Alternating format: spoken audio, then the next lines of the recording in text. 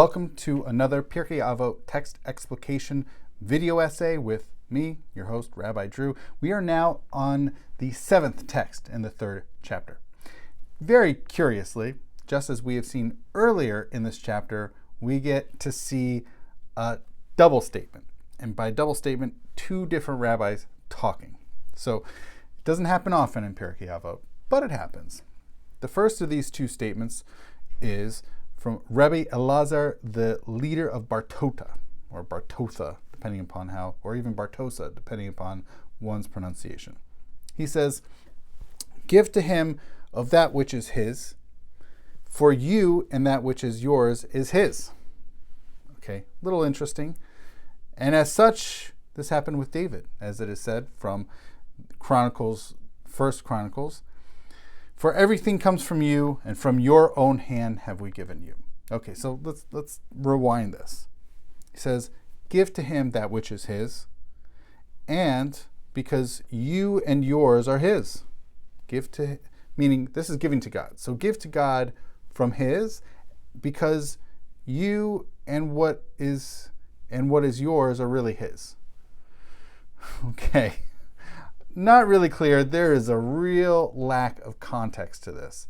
And even using the scriptural verse provided from 1 Chronicles, that from you everything and from your hand will be given to you. I think, have we given you? I think the idea is, and by the way, to you, right, in this Chronicles piece is really talking about God. So from you, from God is everything, which, right? From God has provided everything, and from your hand, natanu lach, have we given you, and from your hand have we given you. Okay, not really sure what this means to give from yourself in the first part of this. Give to him of that which is his. It's already God's, isn't it?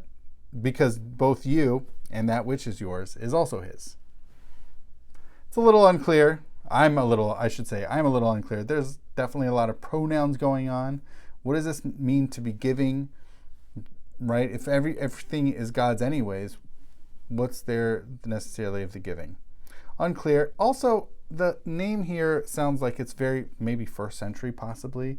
Rabbi Elazar, the leader of Bartosa, some sort of perhaps town or village.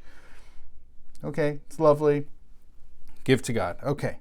We're going to move on because the second one is a lot more, I think, interesting. So it's Rabbi Yaakov. So Rabbi Shimon says, okay, Rabbi Shimon says, one who is walking on the way and teaching, and sort of not just teaching, but repeating teaching. So the Mishnah, one of the most foundational rabbinic pieces of literature, called the Mishnah because it comes from the same root.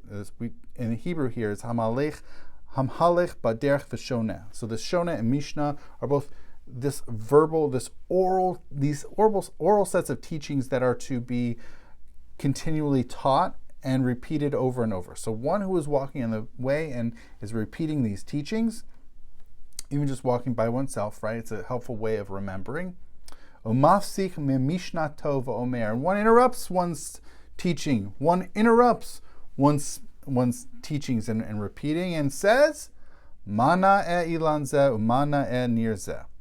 So how fine is this tree? How beautiful this tree is, or how fine is this newly plowed field? Right? You're interrupting these teachings, these repeatings. Say, that's a really lovely field. And by the way, these teachings, these repeatings are verbally, they're orally recounted upon him. Upon this person, Scripture accounts it ki'ilu mitchayev benafsho, as if one's sin is mortally.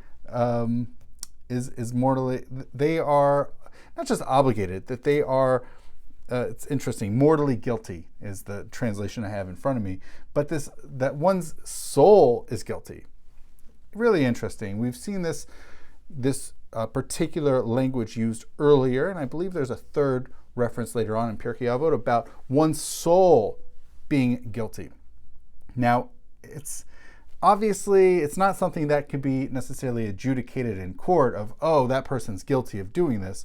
It's more of saying, even though it can't be adjudicated in court, it still is something that one is to some degree transgressing. Now, what is going on? I once heard a really interesting, almost like a Hasidic take on this. Now, clearly this is not what Rabbi Shimon intended, right? So I think what Rabbi Shimon is advocating for is the importance of Torah study and repeating the Mishnah, repeating these teachings, that by interrupting, it can throw one off, it can interrupt one's flow. Even though I think he's still saying it is a value. I think he, by the way, I don't want to downplay the way he viewing how beautiful trees are or how nicely plowed that field is. I think he's saying those are good things. We do notice various visually, aesthetically pleasing aspects outside. We definitely notice that. I don't think he's advocating against that. I think it's one thing to recognize maybe the beauty of a tree or a plant or flower. Those are great.